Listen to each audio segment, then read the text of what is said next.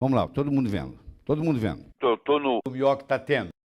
Tem muitos jovens que se sentem muito cansados já, né? Trabalha ali, às vezes, 5 horinhas por dia. Tô cansado, quero ficar em casa. O que o senhor pode falar para esses jovens? Às vezes a culpa não é deles não, Tiago. Às vezes eles têm o que se chama exaustão, fadiga adrenal. Nós temos duas suprarrenais, que antigamente chamava suprarrenal, hoje chama adrenais, que ficam em cima do rim, dos rins, e que são glândulas que produzem cortisol. Então, quando você está estressado, você libera cortisol. Então, você pega uma pessoa que dorme mal, ela dorme 3, 4 horas por noite, e ela fala, acostumei com isso, não tem problema.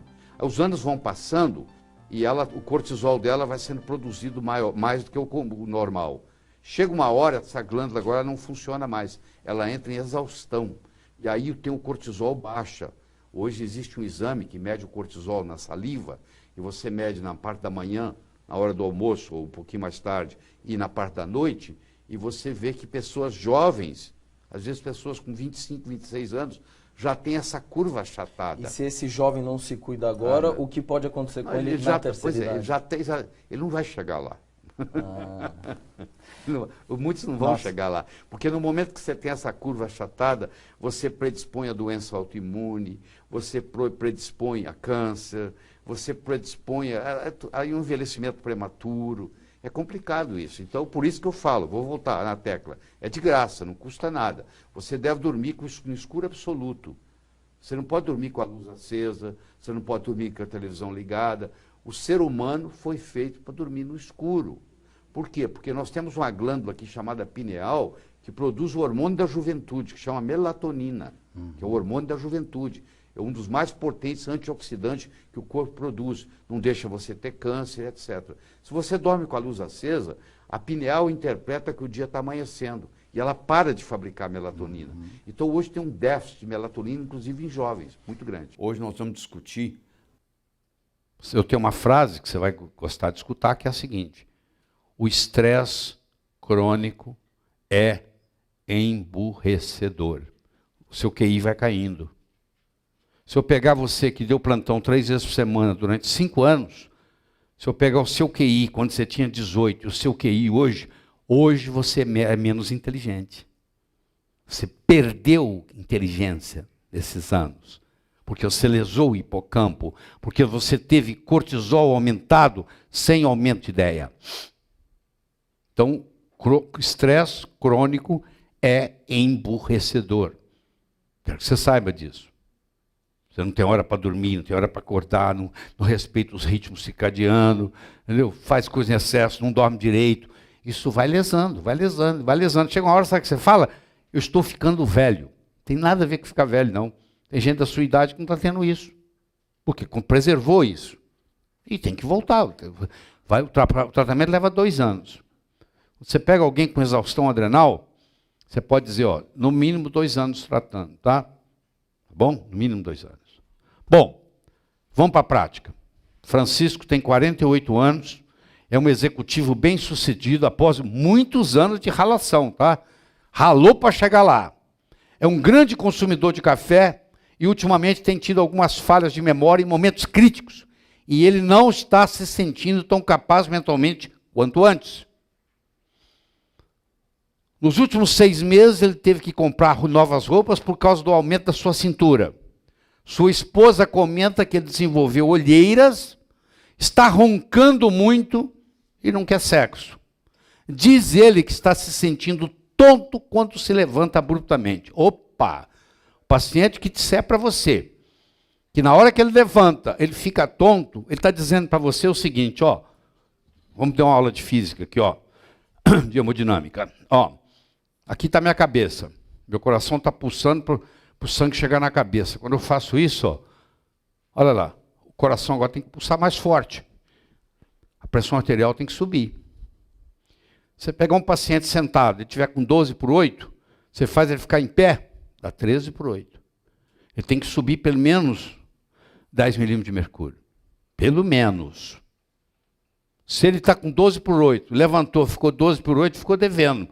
Tem gente que você vai ver no seu consultório que está 12/8, levanta, fica 11/8. Ora, essa cabeça, você tem que jogar água no 4º andar de um prédio, e eu tenho que jogar água no mesmo prédio, no 12º andar, você há de convir que a bomba que eu vou usar tem mais pressão que a sua que está jogando para o 4º. Eu vou jogar para o 12º. Quanto mais alto eu tiver que jogar a água, maior tem que ser a pressão. Aqui é a mesma coisa, se minha cabeça está aqui e agora veio para cá, eu tenho que ter mais pressão para subir. Então a minha pressão arterial tem que subir. Quando eu levanto. Se não subir, eu tenho tontura. Falta oxigênio no cérebro. O paciente que reclamar para você que quando levanta está ficando tonto, você pode estar certo que provavelmente tem fadiga adrenal. É a primeira coisa no consultório. Opa, peraí. Ele vai te falar 3 coisas, ó. Ele vai te falar assim, ó.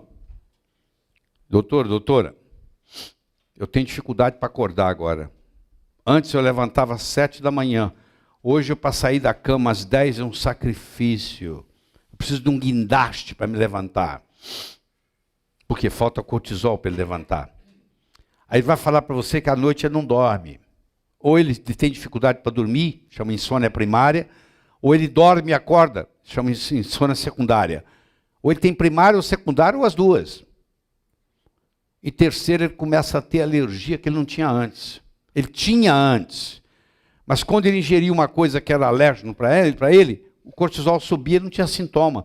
Como ele não tem cortisol para subir mais, ele agora reclama de alergias que ele não tinha antes.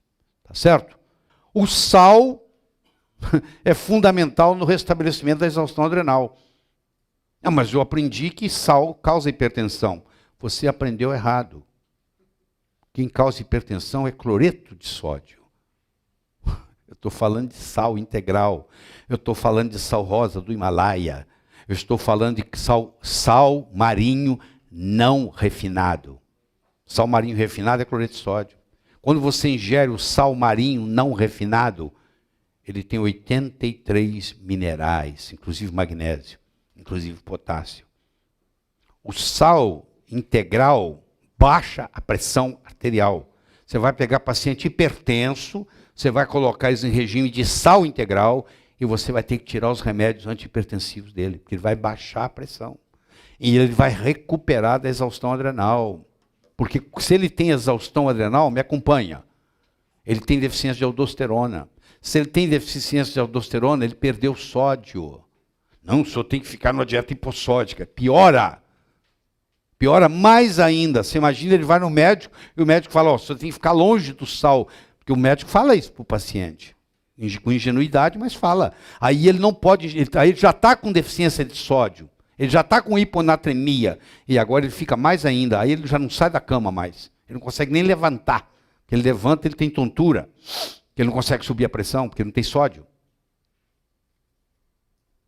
O cloreto de sódio do sal que você tem na sua mesa faz mal, não é só porque é só cloreto de sódio. Escuta, para virar cloreto de sódio, tirar todas as que eles chamam de impurezas, que é o que faz bem, são as que chamam de impurezas, para ficar branquinho, bonitinho, ali tem bleach, ali tem veneno. Para fazer o sal ficar branquinho, tem veneno. Você ingere. Entendeu? Então o estresse depleta vitaminas B, C e E. O estresse depleta minerais selênio, zinco, magnésio, ferro e enxofre. O estresse depleta as adrenais, tem a maior concentração de vitamina C no corpo. Você fala assim, por grama, qual o órgão que mais tem vitamina C? A córtex adrenal. Tanto é que, quando você vai tratar uma exaustão adrenal, um dos componentes que você vai usar é a vitamina C. As vitaminas B, principalmente a B5, que é o ácido pantotênico, descoberto por Roger Williams, é a principal depletada pelo estresse, causando irritabilidade nervosa e exaustão adrenal. É o ácido pantotênico, B5. Chega uma hora que a glândula suprarrenal ou os seus estímulos chuta o pau da barraca. Não aguenta mais. E fala, ó, eu não cansei. Do mesmo jeito que um dia o pâncreas cansa de produzir insulina e você vira diabético, a sua adrenal um dia cansa de produzir cortisol. E você faz a curva do cortisol, que ela é assim, ó, Tem de manhã ele está lá no alto, depois ele vem descendo, depois à noite ele está zero, para você dormir.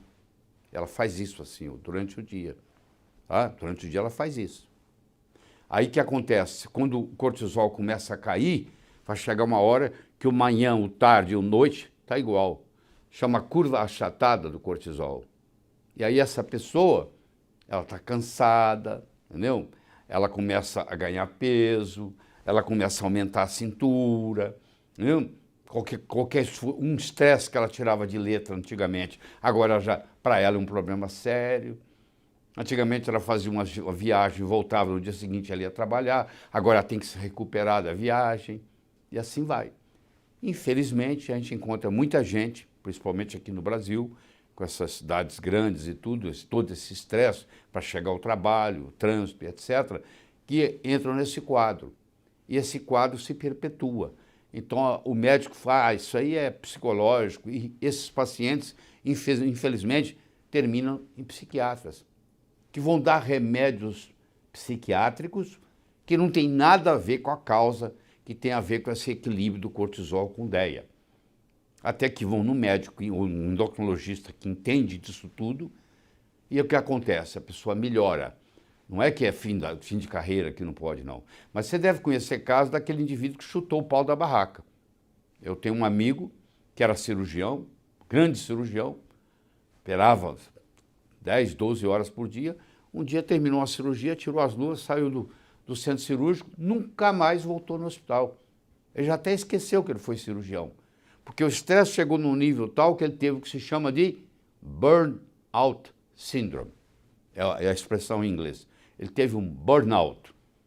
Ele chutou o pau da barraca. Isso acontece em várias situações. Então o que você tem que fazer é não deixar chegar lá. Então o que você faz? Você tem que aprender a administrar melhor o estresse. Eu digo que o melhor jeito de você administrar o estresse é acordar 15 minutos mais cedo. Por que isso?